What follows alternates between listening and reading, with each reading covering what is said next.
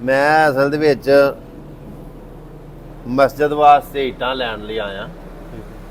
ਮਸਜਿਦ ਸ਼ੁਰੂ ਕੀਤੀ ਹੈ ਤੇ ਚਲੋ ਅੱਲਾਹ ਪਾਕ ਦੀ ਜ਼ਾਤ ਦੀ ਤੌਫੀਕ ਦੇ ਨਾਲ ਹੀ ਤੇ ਪਤਾ ਲੱਗਾ ਸੀ ਵੀ ਇੱਟ ਸੱਚਾ ਚੰਗਾ ਤੁਹਾਡਾ ਤੇ ਰੇਟ ਵੱਲੋਂ ਹੀ ਤੁਹਾਡਾ ਪਤਾ ਲੱਗਾ ਸੀ ਵੀ ਰੇਟ ਬਹੁਤ ਹੈ।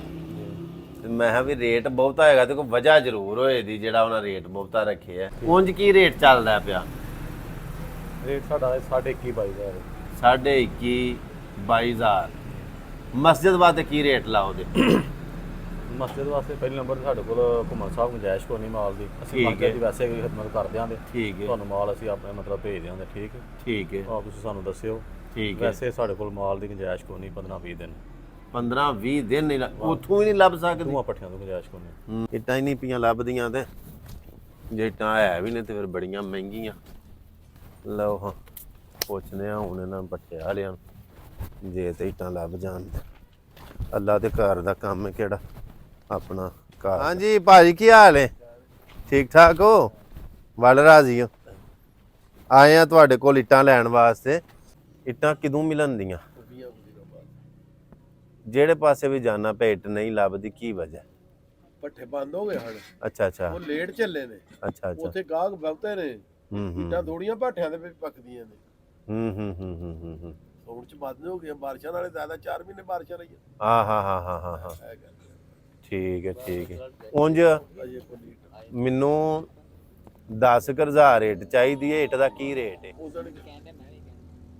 ਕੀ ਹੈ ਉਹ ਜਾਣਦੇ ਨੇ ਬੰਦੇ ਮੈਨੂੰ ਤਾਂ ਆਵਾਜ਼ ਮੈਂ ਇਹਨਾਂ ਨੂੰ ਪੁੱਛ ਲਓ। ਹੁਣ ਮੈਂ ਕਿੱਦਾਂ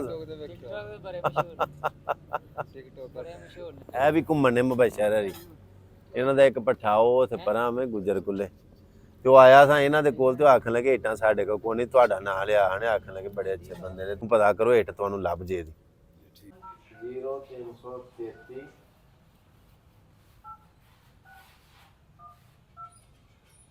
800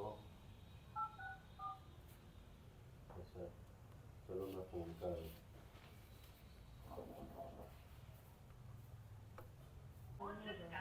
ਨੰਬਰ ਹੀ ਨਹੀਂ ਪਤਾ ਮਿਲਦਾ ਪਿਆ ਕਰਨਾ ਕੀ। ਉਹ ਲੈ ਆਈਏ ਇੱਕ ਮਿੰਟ ਫੇਰ ਦੇ ਜੀ ਦਾ ਨੰਬਰ ਗਲਤ ਮਿਲ ਗਿਆ ਹੋਵੇ।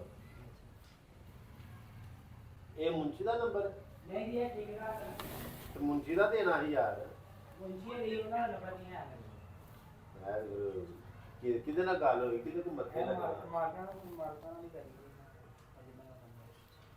ਮਾਲਕ ਹੁਣ ਤੋਂ ਤੇ ਮਾਲਕ ਨੂੰ ਫੇਰੇ ਹੋ ਕਿਹੜੇ ਟਾਈਮ ਆਉਂਦੇ ਨੇ?